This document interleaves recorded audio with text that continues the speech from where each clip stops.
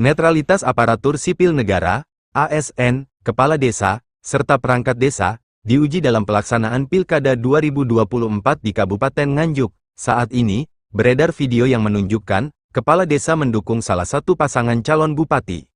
Menanggapi hal tersebut, penjabat Bupati Nganjuk, Sri Handoko Taruna, mengadakan apel netralitas ASN, dalam Pilkada serentak 2024 di Gor Bung Karno, Kelurahan Begadung, Kabupaten Nganjuk. Berdasarkan undang-undang dan peraturan pemerintah, ASN wajib bersikap netral, dan tidak boleh memberikan dukungan kepada salah satu pasangan calon kepala daerah. Aturan ini berlaku untuk semua yang digaji menggunakan dana negara, termasuk kepala desa dan perangkat desa.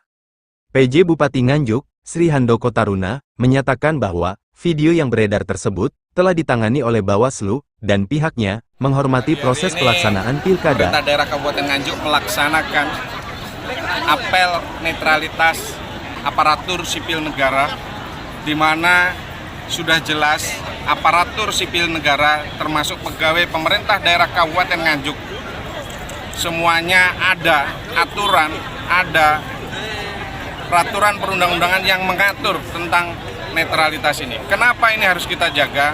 Untuk menghindari konflik kepentingan, untuk melaksanakan pelayanan kepada masyarakat agar berjalan dengan baik tanpa ada kepentingan. Kami melihatnya dengan netralitas pelayanan atau pembangunan atau pelaksanaan pemerintahan oleh pemerintah daerah Kabupaten Nganjuk bisa berjalan dengan baik bila ditunjang dalam kondisi aparatur sipil negara memiliki integritas dengan menjaga netralitas ASN. Dalam hal ini ASN itu siapa saja, Pak? ASN adalah seluruh pegawai yang dibayar oleh negara. Termasuk camat, kades, Pak? Betul. Apa ada sanksi, Pak, nanti bagi mereka yang tidak? Semuanya tadi peraturan perundang-undangan ini adalah aturan yang mengikat dan ada sanksinya bila dilanggar. Kami menghormati pelaksanaan pilkada ini diselenggarakan oleh KPU dan Bawaslu, proses itu berjalan. Dan kami secara pemerintah daerah ada undang-undang ASN-nya, ada PP-nya, dan kami juga melakukan secara pembinaan kepegawaiannya. Pak, terkait viralnya video kades, Pak, yang mengkondisikan beberapa benar, masyarakat, itu Pak, sedang berproses, kita menghormati proses itu kepada penyelenggara pemilu, maupun kita juga melakukan langkah-langkah sesuai dengan aturan yang berlaku bagi ASN. Apa sudah ada pemanggilan, Pak, terhadap kades-kades, Pak? Kalau yang di Bawaslu kami mendengar ada yang dilakukan, dan kami di internal juga kami melaksanakan hal demikian. Kalau sanksi dari Pak Bupati ini, Pak, terhadap kades apa nih, Pak, nanti? Bukan sanksi dari Pak Bupati ya, sanksi sesuai dengan aturan. Jadi aturannya ya kita ikuti aturannya apa. Iya. Kalau ada yang ringan, ada yang sedang, dan ada yang berat. Ya. Nah ini kan ada pemeriksaan terlebih dahulu, ada tahapan-tahapan yang harus dilalui. Ya. Harapan ke depan, Pak, dengan Harapannya tetap kita jaga netralitas ASN. Harapannya kita tetap pengen proses demokrasi yang ada di Kabupaten Nganjuk ini berjalan dengan baik. Oke. Netralitas, ya, netralitas baik itu ASN maupun penyelenggara pemilu. Nah, termasuk juga pencegahan-pencegahan itu dilakukan kepada pihak-pihak yang dilarang untuk terlibat aktif dalam kampanye untuk pemenangan salah satu pasangan calon, termasuk kepala desa dan perangkat desa. Jadi upaya-upaya pencegahan itu sudah dilakukan oleh Bawaslu. Di beberapa waktu yang lalu kami juga mengundang kepala desa, juga di tempatnya juga sama di sini, itu untuk komitmen menjaga netralitas.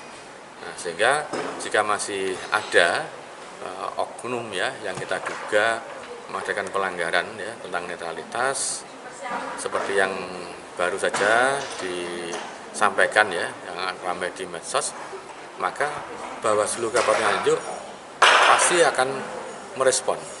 Nah, respon dari Bawaslu Kabupaten Nganjuk ini tidak harus menunggu laporan ya, tetapi kami bisa melakukan penelusuran berdasarkan informasi awal.